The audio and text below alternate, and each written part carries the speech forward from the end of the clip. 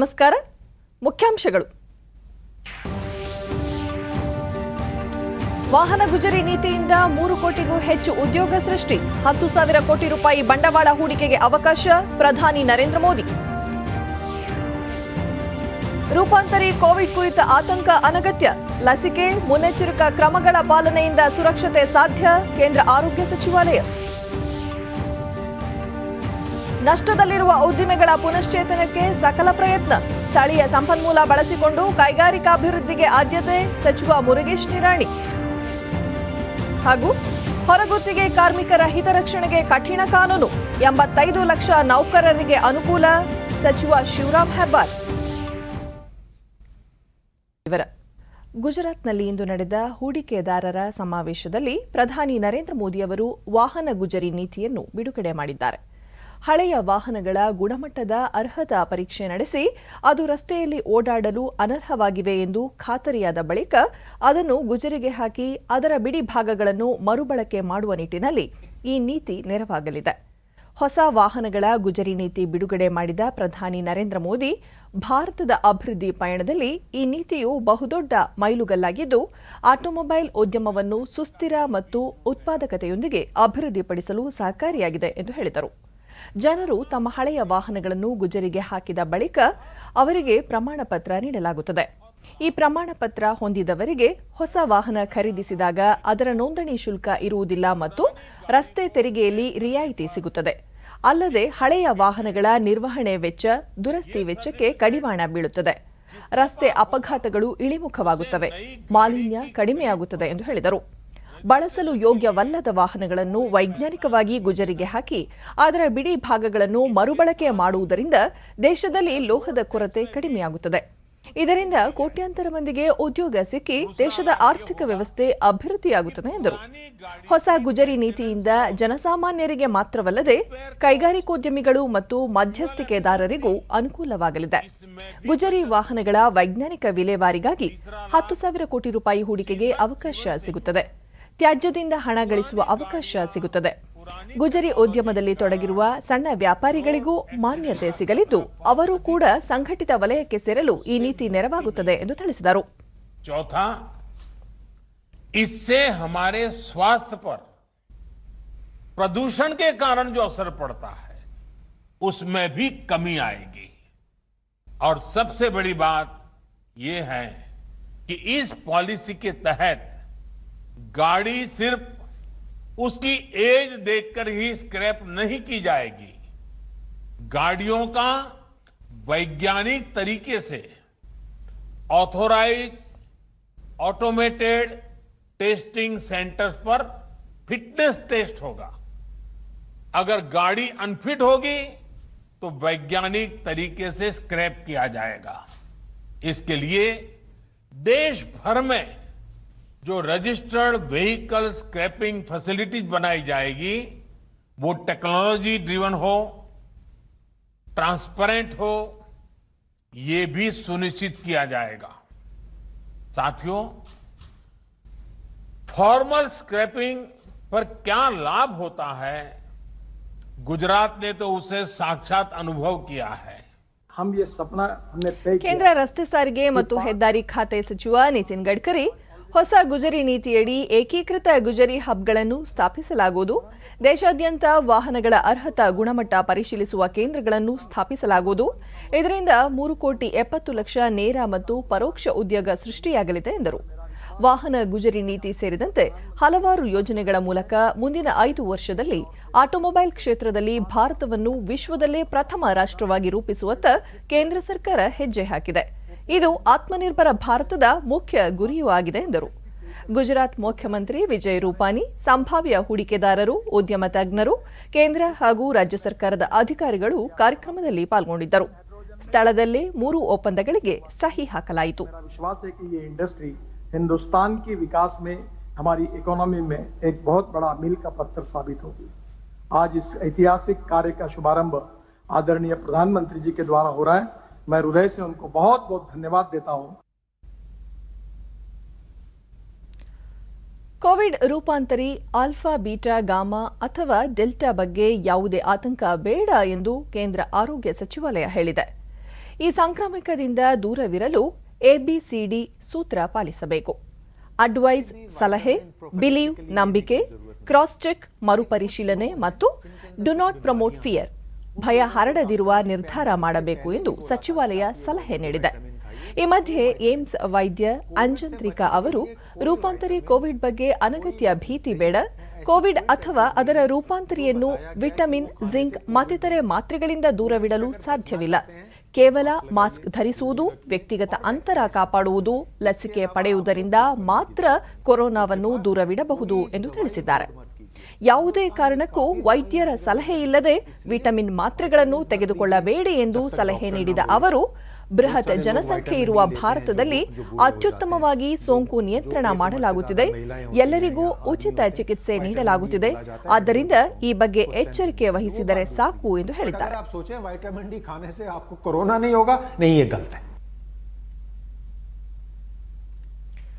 ರಾಜ್ಯಸಭೆ, ಲೋಕಸಭೆ ಸೇರಿದಂತೆ ಶಾಸನ ಸಭೆಗಳ ಘನತೆಗೆ ತಕ್ಕಂತೆ ಜನಪ್ರತಿನಿಧಿಗಳು ವರ್ತಿಸಬೇಕು ಎಂದು ವಿಧಾನಸಭೆಯ ಅಧ್ಯಕ್ಷ ವಿಶ್ವೇಶ್ವರ ಹೆಗಡೆ ಕಾಗೇರಿ ಹೇಳಿದ್ದಾರೆ. ಬೆಂಗಳೂರಿನಲ್ಲಿಂದು ಸುದ್ದಿಗೋಷ್ಠಿಯಲ್ಲಿ ಅವರು, ಇತ್ತೀಚೆಗೆ ರಾಜ್ಯಸಭೆಯಲ್ಲಿ ನಡೆದ ಅಹಿತಕರ ಘಟನೆಯಿಂದ ಪ್ರಜಾಪ್ರಭುತ್ವದ ಆಶಯಗಳಿಗೆ ಧಕ್ಕೆಯಾಗಿದೆ. ಇದರ ಕುರಿತಂತೆ ತಾವು ಲೋಕಸಭೆ ಅಧ್ಯಕ್ಷರು ಮತ್ತು ರಾಜ್ಯಸಭೆ ಸಭಾಪತಿಯವರಿಗೆ ಪತ್ರ ಬರೆದು ತಮ್ಮ ಅಭಿಪ್ರಾಯ ತಿಳಿಸುವುದಾಗಿ ಹೇಳಿದರು. ಜನಪ್ರತಿನಿಧಿಗಳು ಜನರ ಸಮಸ್ಯೆಗಳಿಗೆ ಧ್ವನಿಯಾಗಬೇಕು, ಶಿಸ್ತು ಸಂಯಮದಿಂದ ನಡೆದುಕೊಳ್ಳಬೇಕು. ಬೇಜವಾಬ್ದಾರಿಯಿಂದ ನಡೆದುಕೊಳ್ಳುವ ಜನಪ್ರತಿನಿಧಿಗಳನ್ನು ಜನರೇ ಪ್ರಶ್ನಿಸುವಂತಹ ಚಟುವಟಿಕೆಗಳು ನಡೆಯಬಾರದು ಎಂದರು. 75ನೇ ವರ್ಷದ ಸ್ವಾತಂತ್ರ್ಯೋತ್ಸವ ದಿನಾಚರಣೆ ಅಂಗವಾಗಿ ನಡೆಯುವ ಅಮೃತ ಮಹೋತ್ಸವವನ್ನು ಆಗಸ್ಟ್ 15ರಿಂದ ವರ್ಷಪೂರ್ತಿ ಆಚರಿಸಲು ನಿರ್ಧರಿಸಲಾಗಿದೆ. ಇದೇ ಮೊದಲ ಬಾರಿಗೆ ವಿಧಾನಸೌಧದ ಬ್ಯಾಂಕ್ವೆಟ್ ಹಾಲ್ನಲ್ಲಿ ಸ್ವಾತಂತ್ರ್ಯೋತ್ಸವ ಆಚರಣೆ ಮಾಡಲಾಗುತ್ತಿದೆ ಎಂದರು. ನಾನು ಮತ್ತೊಮ್ಮೆ ಹೇಳ್ತೇನೆ, ಯಾವ ಲೋಕಸಭೆ, ಯಾವ ರಾಜ್ಯಸಭೆ, ದೇಶದ ಎಲ್ಲ ರಾಜ್ಯಗಳ ವಿಧಾನಸಭೆ, ಕೆಲವು ರಾಜ್ಯಗಳ ವಿಧಾನ ಪರಿಷತ್ತಿಗೆ ಮಾದರಿ ಆಗಬೇಕಂತ ಆಗಿತ್ತೋ ಅದೇ ಇವತ್ತು ಈ ಸ್ಥಿತಿಯನ್ನು, ಮೌಲ್ಯಗಳನ್ನು, ಆದರ್ಶಗಳನ್ನು ಕಳೆದುಕೊಂಡು ಜನರ ಭಾವನೆಗಳಿಗೆ ಸ್ಪಂದಿಸದೆ ರಾಜಕೀಯ ಮೇಲಾಟದ ಒಂದು ವೇದಿಕೆಯಾಗಿ ಪರಿವರ್ತನೆ ಆಗಿರೋದು, ಅದನ್ನು ನಾನು ಬಹಳ ಕಟುವಾಗಿ ಖಂಡಿಸ್ತೇನೆ. ಈ ರೀತಿ ಆಗದೇ ಇರುವಂತೆ ಜನಾಭಿಪ್ರಾಯವೂ ಸಹ ಆಯ್ಕೆಯಾದ ಜನಪ್ರತಿನಿಧಿಗಳ ಮೇಲೆ ರೂಪಿತ ಆಗೋದು ಅಗತ್ಯ ಇದೆ. ಆಯ್ಕೆಯಾದಂಥ ಜನಪ್ರತಿನಿಧಿಗಳು ಈ ರೀತಿ ಬೇಜವಾಬ್ದಾರಿತನದಿಂದ, ಅಸಭ್ಯವಾಗಿ, ಹೊಣೆಗಾರಿಕೆಯನ್ನು ಅರಿದೆ ನಡೀತಾ ಇರುವಂಥದ್ದಿದ್ದರೆ ಜನವೂ ಸಹ ಅಂತಹ ಪ್ರತಿನಿಧಿಗಳನ್ನು ಪ್ರಶ್ನಿಸುವಂತಹ ಒಂದು ಪ್ರಯತ್ನವನ್ನು, ಅಗತ್ಯ ಒಂದು ಚಟುವಟಿಕೆಗಳನ್ನು ಮಾಡಬೇಕಾಗತ್ತೆ. ಹಾಗಾದಾಗಲೇ ಈ ಪ್ರಜಾಪ್ರಭುತ್ವಕ್ಕೆ ಇನ್ನಷ್ಟು ಹೆಚ್ಚು ಶಕ್ತಿ ಬರೋದು, ಪ್ರಜಾಪ್ರಭುತ್ವ ಉಳಿದು ಮುಂದುವರಿಯೋದು. ಆ ಹಿನ್ನೆಲೆಯಲ್ಲಿ ನಾವೆಲ್ಲ ಒಟ್ಟಾಗಿ ಈ ಸಂಗತಿಗಳನ್ನು ಚರ್ಚಿಸಬೇಕಾಗಿದೆ ಮತ್ತು ನಮ್ಮ ಜವಾಬ್ದಾರಿಗಳನ್ನು ನಿಶ್ಚಯಿಸಿಕೊಳ್ಳಬೇಕಾಗಿದೆ ಅನ್ನೋ ಮಾತನ್ನು ಮತ್ತೊಮ್ಮೆ ಹೇಳ್ತೇನೆ. ರಾಜ್ಯದಲ್ಲಿ ನಷ್ಟದಲ್ಲಿರುವ ಮೈ ಶುಗರ್, ಮೈಸೂರು ಪೇಪರ್ ಮಿಲ್ಸ್, ಕಲಬುರಗಿಯ ಸಿಮೆಂಟ್ ಕಾರ್ಖಾನೆ ಸೇರಿದಂತೆ ವಿವಿಧ ಉದ್ದಿಮೆಗಳನ್ನು ಪುನಶ್ಚೇತನಕ್ಕೆ ಪ್ರಯತ್ನಿಸಲಾಗುವುದು ಎಂದು ಬೃಹತ್ ಮತ್ತು ಮಧ್ಯಮ ಕೈಗಾರಿಕಾ ಸಚಿವ ಮುರುಗೇಶ್ ನಿರಾಣಿ ಹೇಳಿದ್ದಾರೆ. ಬೆಂಗಳೂರಿನಲ್ಲಿಂದು ಅವರು, ತಮ್ಮ ಅಧಿಕಾರಾವಧಿಯಲ್ಲಿ ಯಾವುದೇ ಕಾರ್ಖಾನೆಗಳನ್ನು ಮುಚ್ಚಲು ಅವಕಾಶ ನೀಡುವುದಿಲ್ಲ, ಇಲ್ಲಿನ ನೈಸರ್ಗಿಕ ಸಂಪನ್ಮೂಲಗಳನ್ನು ಬಳಕೆ ಮಾಡಿಕೊಂಡು ಸುಧಾರಣೆ ಮಾಡಲು ಪ್ರಯತ್ನಿಸುವುದಾಗಿ ಭರವಸೆ ನೀಡಿದರು. ಕರ್ನಾಟಕ ಕೈಗಾರಿಕಾ ಪ್ರದೇಶ ಅಭಿವೃದ್ಧಿ ನಿಗಮದಿಂದ ಮಂಜೂರಾದ ನಿವೇಶನಗಳನ್ನು ಸೂಚಿತ ಉದ್ದೇಶಕ್ಕೆ ಬಳಕೆ ಮಾಡಿಕೊಳ್ಳಬೇಕು. ಒಂದು ವೇಳೆ ಅನ್ಯ ಉದ್ದೇಶಕ್ಕೆ ಬಳಸಿಕೊಂಡಿದ್ದರೆ ತನಿಖೆ ನಡೆಸಿ ಕ್ರಮ ಕೈಗೊಳ್ಳುವುದಾಗಿ ಎಚ್ಚರಿಸಿದರು. ಕೆಜಿಎಫ್ನಲ್ಲಿ ಗಣಿಗಾರಿಕೆ ನಡೆಸಲು ಯೋಗ್ಯವಲ್ಲದ 3200 ಎಕರೆ ಪ್ರದೇಶವನ್ನು ಕೈಗಾರಿಕಾ ಉದ್ದೇಶಕ್ಕೆ ನೀಡುವಂತೆ ಕೇಂದ್ರ ಸರ್ಕಾರಕ್ಕೆ ಮನವಿ ಮಾಡಲಾಗಿದೆ. ಬೆಂಗಳೂರಿನಲ್ಲಿರುವ ಮೈಸೂರು ಲ್ಯಾಂಪ್ಸ್ನ 23 ಎಕರೆ ಜಾಗದಲ್ಲಿ ಥೀಮ್ ಪಾರ್ಕ್ ಮಾಡಲು ಉದ್ದೇಶಿಸಲಾಗಿದ್ದು, ಇದೇ 19ರಂದು ಭೂಮಿ ಪೂಜೆ ನಡೆಸಲು ಸಾಧ್ಯತೆ ಇದೆ ಎಂದರು. ಜಾಗತಿಕ ಬಂಡವಾಳ ಹೂಡಿಕೆದಾರರ ಸಮಾವೇಶವನ್ನು ಮುಂದಿನ ಫೆಬ್ರವರಿ ತಿಂಗಳಿನಲ್ಲಿ ನಡೆಸಲು ಈ ಮೊದಲು ನಿರ್ಧರಿಸಲಾಗಿತ್ತು. ಕೋವಿಡ್ನ ಪರಿಸ್ಥಿತಿಯನ್ನು ಆಧರಿಸಿ ನಿಗದಿತ ದಿನಾಂಕದಂದೇ ಸಮಾವೇಶ ನಡೆಸಬೇಕೇ ಅಥವಾ ಮುಂದೂಡಬೇಕೇ ಎಂಬ ಕುರಿತು ಪರಿಶೀಲನೆ ನಡೆಯುತ್ತಿದೆ. ಮುಖ್ಯಮಂತ್ರಿ ಅವರೊಂದಿಗೆ ಸಮಾಲೋಚಿಸಿ ಅಂತಿಮ ನಿರ್ಧಾರ ತೆಗೆದುಕೊಳ್ಳುವುದಾಗಿ ಹೇಳಿದರು. ಅದಕ್ಕೆ ಅವರು ರೆವಿನ್ಯೂ ಮಿನಿಸ್ಟ್ರಿಗೆ ಒಂದು ಪತ್ರ ಬರೆದು ಅದನ್ನು ಸರ್ವೆ ಮಾಡಿಸಿ, ಅದನ್ನು ಎಕ್ಸಾಕ್ಟ್ ಎಷ್ಟು ಎಕರೆ ಬರ್ತದೆ ಅದರದ ಸಂಪೂರ್ಣವಾದಂಥ ಮಾಹಿತಿಯನ್ನ ಕೇಂದ್ರ ಸರ್ಕಾರಕ್ಕೆ ಸಬ್ಮಿಟ್ ಮಾಡಲಿಕ್ಕೆ ಅವ್ರು ತಿಳಿಸಿದ್ದಾರೆ. ದಿನಾಂಕವನ್ನ ನಿರ್ಧಾರ ಮಾಡಿದ್ರು. ಆದರೆ ಈ ಕೋವಿಡ್ ಮತ್ತು ಫ್ಲಡ್ ಇರುವಂತಹ ಹಿನ್ನೆಲೆಯಲ್ಲಿ ಇನ್ನು 6 ದಿನದಲ್ಲಿ ನಾವು ಯಶಸ್ವಿ global investors meet invest Karnataka ಮಾಡಲಿಕ್ಕೆ ಸಾಧ್ಯತೆ ಇಲ್ಲ ಅನ್ನೋದನ್ನ ಚರ್ಚೆ ಹಂತದಲ್ಲಿ ನೋಡಿಕೊಂಡು ಇವತ್ತು ಮಧ್ಯಾಹ್ನ ನಮ್ಮ ಎಲ್ಲ ಹಿರಿಯ ಅಧಿಕಾರಿಗಳ ಜೊತೆ ಸಮಾಲೋಚನೆ ಮಾಡಿದ ನಂತರ ನಾವು ಯಾವ ಡೇಟನ್ನು ಮಾಡಬೇಕು, ಈಗಾಗಲೇ ಮಾಡಿರುವಂಥ ಡೇಟನ್ನು ಮುಂದುವರಿಸಬೇಕಾ ಅಥವಾ ಅದಕ್ಕೆ ಇನ್ನೊಂದು ಸ್ವಲ್ಪ ಸಮಯ ಕೊಟ್ಟು ಮುಂದಿನ ದಿನಾಂಕವನ್ನು ನಿರ್ಧಾರ ಮಾಡಬೇಕು ಅನ್ನೋಂಥದ್ದನ್ನ ನಮ್ಮ ಇಲಾಖೆಯ ಎಲ್ಲ ಹಿರಿಯ ಅಧಿಕಾರಿಗಳ ಜೊತೆ ಚರ್ಚೆ ಮಾಡಿ ಆ ದಿನಾಂಕವನ್ನು ಮತ್ತು ನಮ್ಮ ಮುಖ್ಯಮಂತ್ರಿಗಳು ಮತ್ತು ಹಿಂದಿನ ಕೈಗಾರಿಕಾ ಸಚಿವರ ಜೊತೆ ಮತ್ತೊಮ್ಮೆ ಸಮಾಲೋಚನೆ ಮಾಡಿದ್ದಾರೆ. ಕಟ್ಟಡ ನಿರ್ಮಾಣ ಕಾಮಗಾರಿಗಳ ಕಾರ್ಮಿಕರ ಕ್ಷೇಮಾಭಿವೃದ್ಧಿ ನಿಧಿಯಿಂದ ನೀಡಲಾಗುವ ಸೌಲಭ್ಯಗಳ ಮೊತ್ತವನ್ನು ಗಣನೀಯವಾಗಿ ಹೆಚ್ಚಿಸಲಾಗಿದೆ ಎಂದು ಕಾರ್ಮಿಕ ಸಚಿವ ಶಿವರಾಂ ಹೆಬ್ಬಾರ್ ತಿಳಿಸಿದ್ದಾರೆ. ಬೆಂಗಳೂರಿನಲ್ಲಿಂದು ಸುದ್ದಿಗೋಷ್ಠಿಯಲ್ಲಿ ಅವರು ಐಐಟಿ, ಐಐಎಂನಂತಹ ಉನ್ನತ ಸಂಸ್ಥೆಗಳಲ್ಲಿ ಪ್ರವೇಶ ಪಡೆದ ಕಾರ್ಮಿಕರ ಮಕ್ಕಳ ಶೈಕ್ಷಣಿಕ ವೆಚ್ಚವನ್ನು ಸರ್ಕಾರ ಸಂಪೂರ್ಣವಾಗಿ ಭರಿಸಲಿದೆ. ಕೆಎಎಸ್, ಐಎಎಸ್ನಂತಹ ಸ್ಪರ್ಧಾತ್ಮಕ ಪರೀಕ್ಷೆಗಳಿಗೆ ಉಚಿತ ತರಬೇತಿ ನೀಡಲಾಗುವುದು. ಇದೇ 16ರಿಂದ 1 ತಿಂಗಳ ಕಾಲ ಜಿಲ್ಲೆ ಹಾಗೂ ತಾಲೂಕು ಕೇಂದ್ರಗಳಲ್ಲಿ ಕಾರ್ಮಿಕ ಅದಾಲತ್ ನಡೆಸಿ 2017ರಿಂದ ಬಾಕಿ ಇರುವ ವಿದ್ಯಾರ್ಥಿ ವೇತನ ಅರ್ಜಿಗಳನ್ನು ಇತ್ಯರ್ಥ ಪಡಿಸಲಾಗುವುದು ಎಂದರು. ಹೊರಗುತ್ತಿಗೆ ನೌಕರರ ಹಿತರಕ್ಷಣೆಗಾಗಿ ಕಠಿಣ ಕಾನೂನು ಜಾರಿಗೆ ತರಲು ಸರ್ಕಾರ ನಿರ್ಧರಿಸಿದೆ. ಬಹಳಷ್ಟು ಗುತ್ತಿಗೆದಾರರು ತಮ್ಮಲ್ಲಿ ಕೆಲಸ ಮಾಡುವವರಿಗೆ ಸರಿಯಾದ ವೇತನ, ಪಿಎಸ್ಐ, ಪಿಎಫ್ ಸೌಲಭ್ಯ ನೀಡುತ್ತಿಲ್ಲ. ಸರ್ಕಾರ ಮತ್ತು ಸರ್ಕಾರೇತರ ಸಂಸ್ಥೆಗಳಲ್ಲಿ ಕೆಲಸ ಮಾಡುವ 85 ಲಕ್ಷ ಹೊರಗುತ್ತಿಗೆ ಕಾರ್ಮಿಕರಿಗೆ ಅನುಕೂಲವಾಗುವಂತೆ ನಿಯಮಾವಳಿಗಳನ್ನು ರೂಪಿಸುವುದಾಗಿ ತಿಳಿಸಿದರು. ಅದು ಪೂರ್ಣ ವೆಚ್ಚವನ್ನು ಕೂಡ ನಾವೇ ಭರಿಸಬೇಕು ಅಂತೇಳಿ ಮೊನ್ನೆ ನಿರ್ಣಯ ತೆಗೆದುಕೊಂಡಿದ್ದೇವೆ. KSIS ಆಗ್ತಕ್ಕಂಥವ್ರಿಗೆ ಟ್ರೈನಿಂಗ್ ಕೊಡೋದಕ್ಕೂ ಕೂಡ ಒಂದು ಹೊಸ ಕಾರ್ಯಕ್ರಮವನ್ನು ಹಮ್ಮಿಕೊಂಡಿದ್ದೇವೆ. ಕಾರ್ಮಿಕರ ಮಕ್ಕಳು KSIS ಟ್ರೈನಿಂಗ್ ಮಾಡೋದಕ್ಕೆ ಎಲ್ಲ ವೆಚ್ಚವನ್ನು ನಾವೇ ಭರಿಸಿ ಪುಕ್ಕಟ್ಟಾಗಿ ಟ್ರೈನಿಂಗ್ ಕೊಡ್ತಕ್ಕಂಥ, ಅವ್ರ ಆಸಕ್ತಿ ಪಡೆದು ಟ್ರೈನಿಂಗ್ ಕೊಡ್ತಕ್ಕಂಥ ಕೆಲಸಕ್ಕೂ ಕೂಡ ಮೊನ್ನೆ ನನ್ನ ಮಂಡಳಿಯ ಸಭೆಯಲ್ಲಿ ಅನುಮೋದನೆ ಕೊಟ್ಟಿದ್ದೇವೆ. ಇವತ್ತು ನಮ್ಮ ಮೂಲಭೂತ ಉದ್ದೇಶ ನಮ್ಮ ಕಾರ್ಮಿಕರ ಮಕ್ಕಳು ಕೂಡ ಎಲ್ಲರ ಜೊತೆಗೆ ಸ್ಪರ್ಧಾತ್ಮಕ ಜಗತ್ತಲ್ಲಿ ಬದುಕಬೇಕು ಮತ್ತು ಆರ್ಥಿಕತೆಯ ತೊಂದರೆಯಿಂದಾಗಿ ಅವರ ಪ್ರತಿಭೆಯನ್ನು ಕ್ಷಣಿಸಕೂಡದು ಅಂಥೇಳಿ ನಮ್ಮ ಇಲಾಖೆ ಸಾಕಷ್ಟು ದೊಡ್ಡ ಪ್ರಮಾಣದಲ್ಲಿ ವೆಚ್ಚವನ್ನು ಮಾಡ್ತಾ ಇದ್ದಾರೆ. ಬೆಂಗಳೂರಿನ ಶಿವಾಜಿನಗರದ ಕಮರ್ಷಿಯಲ್ ಸ್ಟ್ರೀಟ್ನಲ್ಲಿ ಕೈಗೊಳ್ಳಲಾಗಿರುವ ರಸ್ತೆ ಅಭಿವೃದ್ಧಿ ಕಾಮಗಾರಿಯನ್ನು ಕಂದಾಯ ಸಚಿವ ಆರ್ ಅಶೋಕ ಇಂದು ಪರಿಶೀಲನೆ ನಡೆಸಿದರು. ಸಂಸದ ಪಿಸಿ ಮೋಹನ್, ಶಾಸಕ ರಿಜ್ವಾನ್ ಅರ್ಷದ್, ಬಿಬಿಎಂಪಿ ಮುಖ್ಯ ಆಯುಕ್ತ ಗೌರವ್ ಗುಪ್ತಾ ಉಪಸ್ಥಿತರಿದ್ದರು.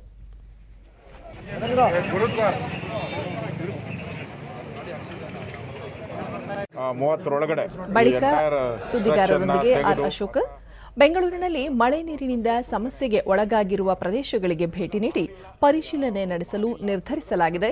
ಕಮರ್ಷಿಯಲ್ ಸ್ಟ್ರೀಟ್ನಲ್ಲಿ ಮಾದರಿ ರಸ್ತೆ ನಿರ್ಮಿಸುವ ಉದ್ದೇಶದಿಂದ ರಾಜ್ಯ ಸರ್ಕಾರ ಹಣ ಬಿಡುಗಡೆ ಮಾಡಿದೆ.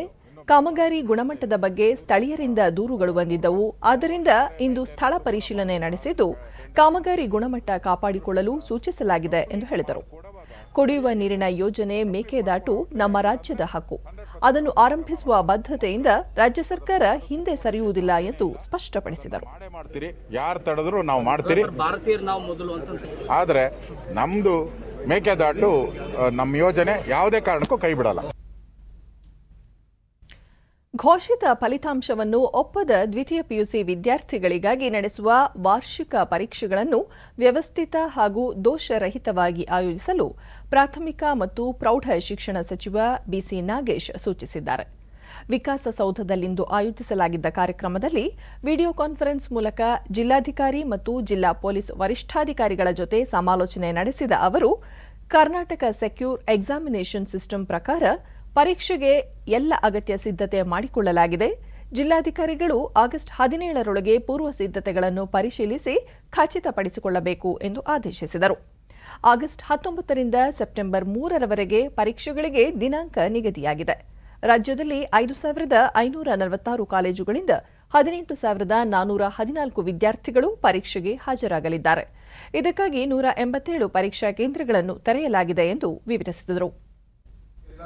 ಹೇಳಿದ್ರು ನಾವು ಏನೇ ಸ್ಯಾನಿಟೈಸ್ ಮಾಡ್ಕೊಳ್ಳಬೇಕಾದ್ದು ಮತ್ತೊಂದು ಎಲ್ಲ ಈಗಾಗಲೇ ಮಾಡಿದೀವಿ ಅಂತ ನಿಮ್ಮ ತಹಸೀಲ್ದಾರ್ ಜೊತೆ ಯಾವ್ಯಾವ ತಾಲೂಕಲ್ಲಿ ಸೆಂಟರ್ಸ್ ಇದೆ ಆ ತಹಸೀಲ್ದಾರ್ ಜೊತೆ ಕನ್ಸರ್ನ್ ಅಧಿಕಾರಿಗಳ ಜೊತೆ ಈಗಲೇ ಒಂದು ಮೀಟಿಂಗ್ ಮಾಡಿ ಎಲ್ಲರನ್ನ ಅಲ್ಲಿನ ವಾತಾವರಣನ SLCಯಲ್ಲಿ ನಾವು ತುಂಬಾ ಒಳ್ಳೆ ಸಂಖ್ಯೆಯಲ್ಲಿ ಎಲ್ಲರೂ ಪರೀಕ್ಷೆ ಬರೆದ್ರು.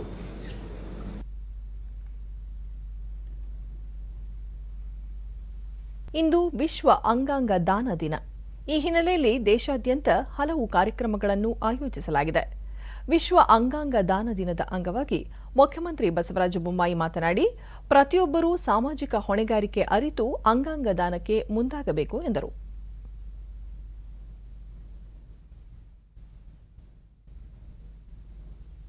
ಉಡುಪಿಯಲ್ಲಿ ಅವರು ಇತ್ತೀಚಿನ ದಿನಗಳಲ್ಲಿ ಅಂಗಾಂಗ ದಾನ ಮತ್ತು ಕಸಿ ಕುರಿತು ಜನರಲ್ಲಿ ಹೆಚ್ಚಿನ ಜಾಗೃತಿ ಮೂಡುತ್ತಿದೆ. ಸುಧಾರಿತ ತಂತ್ರಜ್ಞಾನ ಅಳವಡಿಕೆಯಿಂದ ಮೂತ್ರಪಿಂಡ, ಹೃದಯ ಸೇರಿದಂತೆ ಇನ್ನಿತರ ಅಂಗಾಂಗಗಳನ್ನು ದಾನ ಮಾಡಿ ಸಾವಿರಾರು ಜೀವಗಳನ್ನು ಉಳಿಸಲು ಸಾಧ್ಯವಿದೆ. ನಾನು ಸಹ ಅಂಗಾಂಗ ದಾನ ಮಾಡಲು ಸಹಿ ಹಾಕುತ್ತೇನೆ, ಇತರರೂ ಕೂಡ ಸಹಿ ಹಾಕಬೇಕು ಎಂದರು. ಸಂಭವನೀಯ 3ನೇ ಅಲೆ ಹಿನ್ನೆಲೆಯಲ್ಲಿ ರಾಜ್ಯದಲ್ಲಿ ಬಿಗಿ ಕ್ರಮ ಕೈಗೊಳ್ಳಲಾಗಿದೆ. ಶೀಘ್ರದಲ್ಲೇ ತಜ್ಞರ ತುರ್ತು ಸಭೆ ಕರೆದು ಮತ್ತಷ್ಟು ಕ್ರಮಗಳ ಕುರಿತು ಚರ್ಚಿಸಲಾಗುವುದು. ಅವರ ಅಭಿಪ್ರಾಯ ಸಂಗ್ರಹಿಸಿ ಮುಂದಿನ ನಿರ್ಧಾರ ಕೈಗೊಳ್ಳುವುದಾಗಿ ಹೇಳಿದರು. ಜೀವಗಳನ್ನು ಉಳಿಸೋಕೆ ಸಾಧ್ಯ ಇದೆ. ಈಗ ಈ ಜಗತ್ತಾದ್ಯಂತ ಇವತ್ತು ವರ್ಲ್ಡ್ ಆರ್ಗನ್ಸ್ ಡೊನೇಷನ್ ಡೇ ಇದೆ. ನಾನು ನನ್ನ ಸಮೇತವಾಗಿ ಕರೆ ಕೊಡ್ತಾ ಇದ್ದೀನಿ. ನಾನು ಕೂಡ ವರ್ಲ್ಡ್ ಆರ್ಗನ್ಸ್ ಡೊನೇಷನ್ಗೆ ಸಹಿ ಹಾಕ್ತಾ ಇದ್ದೀನಿ. ಎಲ್ಲರಿಗೂ ಕರೆ ಕೊಡ್ತೀನಿ. ಈ ಒಂದು ಡೊನೇಷನ್ ಮಾಡೋ ಮುಖಾಂತರ ಜೀವ ಉಳಿಸ್ಬೋದು. ಮಣ್ಣಲ್ಲಿ ಮಣ್ಣಾಗುವಂಥದ್ದು, ಅಗ್ನಿಯಲ್ಲಿ ಹೋಗುವಂಥದ್ದನ್ನು ಇನ್ನೊಂದು ಜೀವ ಉಳಿಸೋದಕ್ಕೆ ಸಾಧ್ಯ ಇದ್ದರೆ ಅದನ್ನು ಯಾಕೆ ಮಾಡಬಾರ್ದು? ಎಲ್ಲರೂ ಸೇರಿ ವರ್ಲ್ಡ್ ಆರ್ಗನ್ಸ್ ಡೊನೇಷನ್ ಡೇನ ನಾವು ಸಂಕಲ್ಪ ಮಾಡಿ. ದೇಶದಲ್ಲಿ ಕೊರೋನಾ ಲಸಿಕೆ ಹಾಕುವ ವಿಚಾರದಲ್ಲಿ ಸ್ತ್ರೀ ಮತ್ತು ಪುರುಷರ ನಡುವಿನ ಅಂತರವನ್ನು ಕಡಿಮೆ ಮಾಡುವಂತೆ ರಾಷ್ಟ್ರೀಯ ಮಹಿಳಾ ಆಯೋಗದ ಅಧ್ಯಕ್ಷೆ ರೇಖಾ ಶರ್ಮಾ ಎಲ್ಲ ರಾಜ್ಯಗಳ ಮುಖ್ಯ ಕಾರ್ಯದರ್ಶಿಗೆ ಪತ್ರ ಬರೆದಿದ್ದಾರೆ. ಕೊರೋನಾ ಲಸಿಕೆ ಹಾಕಿಸಿಕೊಂಡಿರುವವರ ಪೈಕಿ ಮಹಿಳೆಯರ ಸಂಖ್ಯೆ ಪುರುಷರಿಗಿಂತ ಕಡಿಮೆ ಇದೆ ಎಂಬ ವರದಿಗಳ ಹಿನ್ನೆಲೆಯಲ್ಲಿ ಈ ಪತ್ರ ಬರೆದಿರುವ ರೇಖಾ ಶರ್ಮಾ, ಈ ಅಂತರವನ್ನು ತೊಡೆದು ಹಾಕಲು ಮಹಿಳೆಯರಿಗೆ ಹೆಚ್ಚಿನ ಪ್ರಮಾಣದಲ್ಲಿ ಲಸಿಕೆ ಹಾಕಬೇಕು ಎಂದು ಹೇಳಿದ್ದಾರೆ. ದೇಶಾದ್ಯಂತ ಲಸಿಕಾ ಅಭಿಯಾನ ನಡೆಯುತ್ತಿದೆ. ರಾಜ್ಯ ಸರ್ಕಾರಗಳು ಈ ಅಭಿಯಾನವನ್ನು ಪರಿಣಾಮಕಾರಿಯಾಗಿ ಮುಂದುವರಿಸಿಕೊಂಡು ಹೋಗಬೇಕಿದೆ. ಈ ನಿಟ್ಟಿನಲ್ಲಿ ಲಸಿಕೆ ಕುರಿತಂತೆ ಇರುವ ತಪ್ಪು ಅಭಿಪ್ರಾಯಗಳನ್ನು ಹೋಗಲಾಡಿಸಿ ಮಹಿಳೆಯರು ಲಸಿಕೆ ಪಡೆಯಲು ಮುಂದೆ ಬರುವಂತೆ ಜಾಗೃತಿ ಮೂಡಿಸುವ ಕೆಲಸ ಮಾಡಬೇಕು ಎಂದು ಪತ್ರದಲ್ಲಿ ತಿಳಿಸಲಾಗಿದೆ. ಪತ್ರದ ಪ್ರತಿಯನ್ನು ಎಲ್ಲ ರಾಜ್ಯಗಳ ಆರೋಗ್ಯ ಇಲಾಖೆ ಮುಖ್ಯಸ್ಥರಿಗೂ ಕಳುಹಿಸಿಕೊಡಲಾಗಿದೆ. ಕೊರೋನಾ ಹಿನ್ನೆಲೆಯಲ್ಲಿ ಭಾಗಶಃ ಸ್ಥಗಿತಗೊಂಡಿದ್ದ ಯಶವಂತಪುರ ಕಾರವಾರ ಹಗಲು ರೈಲು ಸಂಚಾರ ಇದೇ 16ರಿಂದ ಪುನರಾರಂಭಗೊಳ್ಳಲಿದೆ. ವಿಸ್ಟಾಡೋಮ್ ಕೋಚ್ನೊಂದಿಗೆ ಈ ರೈಲು ಸಂಚರಿಸಲಿದೆ. ಈ ಕುರಿತು ನೈಋತ್ಯ ರೈಲ್ವೆ ಆದೇಶ ಹೊರಡಿಸಿದೆ. ಇದೇ 16ರಿಂದ ಯಶವಂತಪುರ ಮತ್ತು 17ರಿಂದ ಕಾರವಾರದಿಂದ ಈ ಹಗಲು ರೈಲುಗಳು ತಮ್ಮ ಸಂಚಾರವನ್ನು ಆರಂಭಿಸಲಿವೆ. ಇತ್ತೀಚೆಗೆ ಹಗಲು ರೈಲು ಸಂಚಾರ ಪುನರಾರಂಭಗೊಂಡಿದ್ದರೂ ಅದು ಯಶವಂತಪುರ ಮಂಗಳೂರು ಮಧ್ಯೆ ಮಾತ್ರ ಸಂಚರಿಸುತ್ತಿತ್ತು. ಇದೀಗ ಯಶವಂತಪುರ ಕಾರವಾರ ಮಧ್ಯೆ ಓಡಾಡಲಿದೆ. ಈ ಕುರಿತು ಟ್ವೀಟ್ ಮಾಡಿರುವ ಕೇಂದ್ರ ಕೃಷಿ ಮತ್ತು ರೈತರ ಕಲ್ಯಾಣ ಖಾತೆ ರಾಜ್ಯ ಸಚಿವೆ ಶೋಭಾ ಕರಂದ್ಲಾಜೆ, ಉಡುಪಿ ಮತ್ತು ಕಾರವಾರದ ಜನರಿಗೆ ಒಳ್ಳೆಯ ಸುದ್ದಿ. ಕೋವಿಡ್ನಿಂದ ಭಾಗಶಃ ರದ್ದಾಗಿದ್ದ ಯಶವಂತಪುರ ಕಾರವಾರ ದಿನದ ರೈಲನ್ನು ವಿಸ್ಟಾಡೋಮ್ ಕೋಚ್ನೊಂದಿಗೆ ಪುನರಾರಂಭಿಸಲಾಗುತ್ತಿದೆ. ಈಗ ಪಶ್ಚಿಮ ಘಟ್ಟಗಳ ಭವ್ಯವಾದ ಮತ್ತು ಅರಬ್ಬಿ ಸಮುದ್ರದ ಪ್ರಶಾಂತ ನೋಟವನ್ನು ಆಸ್ವಾದಿಸಬಹುದು ಎಂದಿದ್ದಾರೆ. ದೇಶದಲ್ಲಿ ವಿದ್ಯುತ್ ಚಾಲಿತ ವಾಹನಗಳ ಬಳಕೆಯನ್ನು ಪ್ರೋತ್ಸಾಹಿಸುವ ನಿಟ್ಟಿನಲ್ಲಿ ಚಾರ್ಜಿಂಗ್ ಸಂಪರ್ಕವನ್ನು ಸ್ಥಾಪಿಸುವ ಸಂಬಂಧ ರಾಜ್ಯ ಸರ್ಕಾರ ಹಾಗೂ ಸ್ಥಳೀಯ ಸಂಸ್ಥೆಗಳಿಗೆ ನೀತಿ ಆಯೋಗ ಮಾರ್ಗಸೂಚಿಗಳ ಕೈಪಿಡಿಯೊಂದನ್ನು ಬಿಡುಗಡೆಗೊಳಿಸಿದೆ. ಈ ಕೈಪಿಡಿಯನ್ನು ನೀತಿ ಆಯೋಗ, ಇಂಧನ ಸಚಿವಾಲಯ, ವಿಜ್ಞಾನ ಮತ್ತು ತಂತ್ರಜ್ಞಾನ ಇಲಾಖೆ, ಭಾರತೀಯ ವಿಶ್ವ ಸಂಪನ್ಮೂಲಗಳ ಸಂಸ್ಥೆ ಜಂಟಿಯಾಗಿ ಸಿದ್ಧಪಡಿಸಿದೆ. ವಿದ್ಯುತ್ ಚಾಲಿತ ವಾಹನಗಳ ಬಳಕೆ ಹಾಗೂ ಅದರ ಚಾರ್ಜಿಂಗ್ ಸಂಪರ್ಕ ಅಳವಡಿಸಲು ಎದುರಾಗುವ ಸಾಮಾನ್ಯ ಸವಾಲುಗಳು ಮತ್ತು ಅವುಗಳಿಗೆ ವ್ಯವಸ್ಥಿತ ಪರಿಹಾರ ಕಂಡುಕೊಳ್ಳುವ ಕುರಿತು ಈ ಕೈಪಿಡಿಯಲ್ಲಿ ವಿಸ್ತೃತ ವಿವರಣೆ ನೀಡಲಾಗಿದೆ.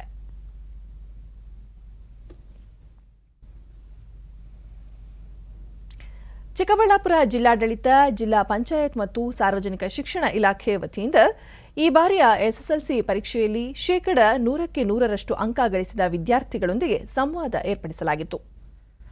ಇದೇ ಸಂದರ್ಭದಲ್ಲಿ ವಿದ್ಯಾರ್ಥಿಗಳು ಡಿಡಿ ನ್ಯೂಸ್ನೊಂದಿಗೆ ತಮ್ಮ ಅನಿಸಿಕೆ ಹಂಚಿಕೊಂಡರು.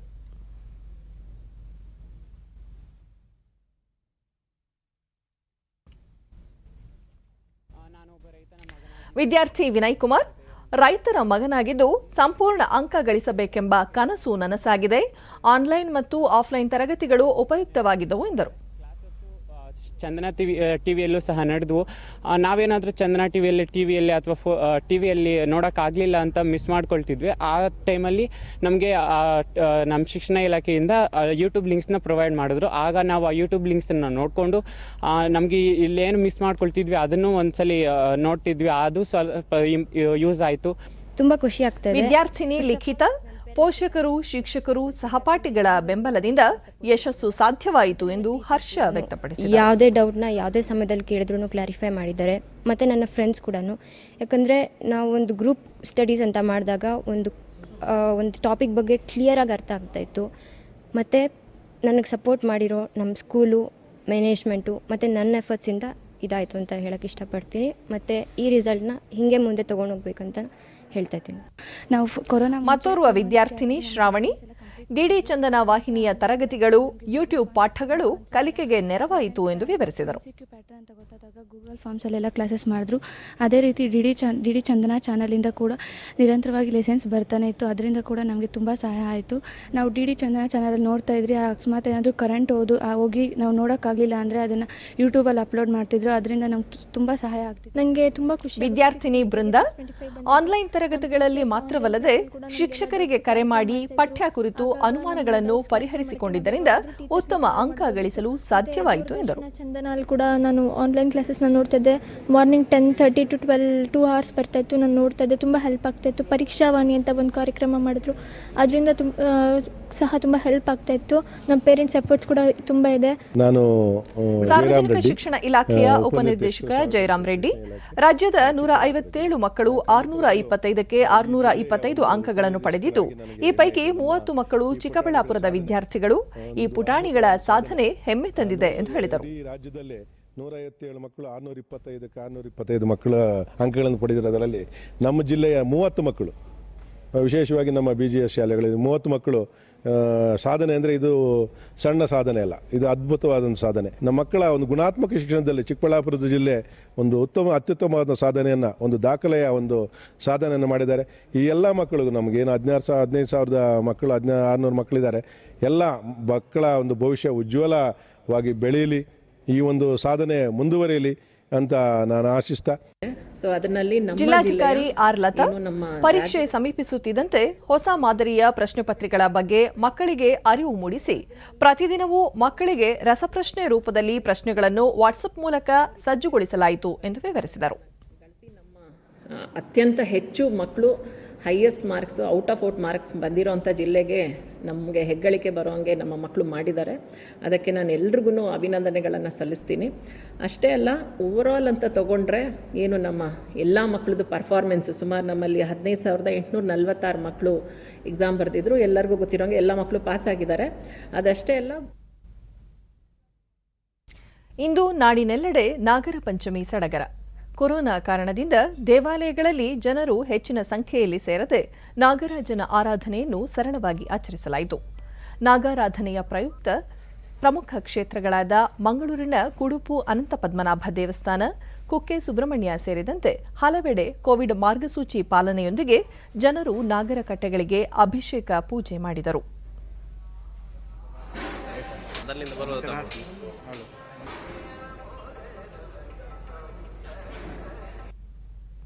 ಡಿಡಿ ನ್ಯೂಸ್ನೊಂದಿಗೆ ಕುಡುಪು ಕ್ಷೇತ್ರದ ಪ್ರಧಾನ ಅರ್ಚಕ ನರಸಿಂಹ ತಂತ್ರಿ ಶ್ರಾವಣ ಮಾಸದ ಶುಕ್ಲ ಪಂಚಮಿಯ ಈ ದಿನ ವಿಶೇಷ ಪೂಜಾ ಕೈಂಕರ್ಯಗಳನ್ನು ನೆರವೇರಿಸಲಾಗುವುದು ಎಂದು ತಿಳಿಸಿದರು. ಕುಡುಪು ಕ್ಷೇತ್ರದ ಟ್ರಸ್ಟಿ ಭಾಸ್ಕರ್ ಮೊಯ್ಲಿ ಕೋವಿಡ್ ಮಾರ್ಗಸೂಚಿ ಅನ್ವಯ ಭಕ್ತರಿಗೆ ಪೂಜೆಗೆ ಅವಕಾಶ ಮಾಡಿಕೊಡಲಾಗಿದೆ ಎಂದರು. ಬೆಳಗಿನ ಇಲ್ಲಿವರೆಗೆ ಕೂಡ ಬಹಳಷ್ಟು ಜಾಗೃತೆಯಿಂದ ಮಾಸ್ಕ್ ಧರಿಸುವವರಿಗೆ ಮತ್ತು ಅಂತರವನ್ನು ಕಾಪಾಡಿ ಈ ಕೋವಿಡ್ ನಿಯಮಾನುಸಾರ ನಾವು ಇವತ್ತು ಜನರು ಬಂದಿದ್ದಾರೆ. ಕೊನೆಯಲ್ಲಿ ಮತ್ತೊಮ್ಮೆ ಮುಖ್ಯಾಂಶಗಳು. ವಾಹನ ಗುಜರಿ ನೀತಿಯಿಂದ 3 ಕೋಟಿಗೂ ಹೆಚ್ಚು ಉದ್ಯೋಗ ಸೃಷ್ಟಿ, 10,000 ಕೋಟಿ ರೂಪಾಯಿ ಬಂಡವಾಳ ಹೂಡಿಕೆಗೆ ಅವಕಾಶ, ಪ್ರಧಾನಿ ನರೇಂದ್ರ ಮೋದಿ. ರೂಪಾಂತರಿ ಕೋವಿಡ್ ಕುರಿತ ಆತಂಕ ಅನಗತ್ಯ, ಲಸಿಕೆ ಮುನ್ನೆಚ್ಚರಿಕಾ ಕ್ರಮಗಳ ಪಾಲನೆಯಿಂದ ಸುರಕ್ಷತೆ ಸಾಧ್ಯ, ಕೇಂದ್ರ ಆರೋಗ್ಯ ಸಚಿವಾಲಯ. ನಷ್ಟದಲ್ಲಿರುವ ಉದ್ದಿಮೆಗಳ ಪುನಶ್ಚೇತನಕ್ಕೆ ಸಕಲ ಪ್ರಯತ್ನ, ಸ್ಥಳೀಯ ಸಂಪನ್ಮೂಲ ಬಳಸಿಕೊಂಡು ಕೈಗಾರಿಕಾಭಿವೃದ್ಧಿಗೆ ಆದ್ಯತೆ ಸಚಿವ ಮುರುಗೇಶ್ ನಿರಾಣಿ. ಹಾಗೂ ಹೊರಗುತ್ತಿಗೆ ಕಾರ್ಮಿಕರ ಹಿತರಕ್ಷಣೆಗೆ ಕಠಿಣ ಕಾನೂನು, 85 ಲಕ್ಷ ನೌಕರರಿಗೆ ಅನುಕೂಲ ಸಚಿವ ಶಿವರಾಂ ಹೆಬ್ಬಾರ್. ನಮ್ಮ ವಾರ್ತಾ ಪ್ರಸಾರವನ್ನು ನೀವು ಡಿಡಿ ಚಂದನ ನ್ಯೂಸ್ ಯೂಟ್ಯೂಬ್ ಚಾನೆಲ್ನಲ್ಲೂ ವೀಕ್ಷಿಸಬಹುದು. ವೀಕ್ಷಕರೇ, ನಾನು ಈಗ ಸ್ಟುಡಿಯೋದಿಂದ ತೆರಳುತ್ತಿರುವ ಕಾರಣ ಮಾಸ್ಕ್ ಧರಿಸುತ್ತಿದ್ದೇನೆ. ನೀವು ಸಹ ಮನೆಯಿಂದ ಹೊರಹೋಗುವ ಮುನ್ನ ಸರಿಯಾದ ಕ್ರಮದಲ್ಲಿ ತಪ್ಪದೆ ಮಾಸ್ಕ್ ಧರಿಸಿ. ವ್ಯಕ್ತಿಗತ ಅಂತರ ಕಾಪಾಡಿಕೊಳ್ಳುವುದರೊಂದಿಗೆ ನೀವು ಸುರಕ್ಷಿತವಾಗಿರಿ, ನಿಮ್ಮವರನ್ನು ಸುರಕ್ಷಿತವಾಗಿರಿಸಿ. ನೈರ್ಮಲ್ಯಕ್ಕೆ ಆದ್ಯತೆ ನೀಡುವುದರ ಜೊತೆಗೆ ಸೋಂಕು ತಡೆಗೆ ಕೋವಿಡ್-19 ಲಸಿಕೆ ಪಡೆಯುವುದು ಅಗತ್ಯ. ಇಲ್ಲಿಗೆ ವಾರ್ತಾ ಪ್ರಸಾರ ಮುಕ್ತಾಯವಾಯಿತು. ನಮ್ಮ ಮುಂದಿನ ವಾರ್ತಾ ಪ್ರಸಾರ ರಾತ್ರಿ 9 ಗಂಟೆಗೆ. ನಮಸ್ಕಾರ.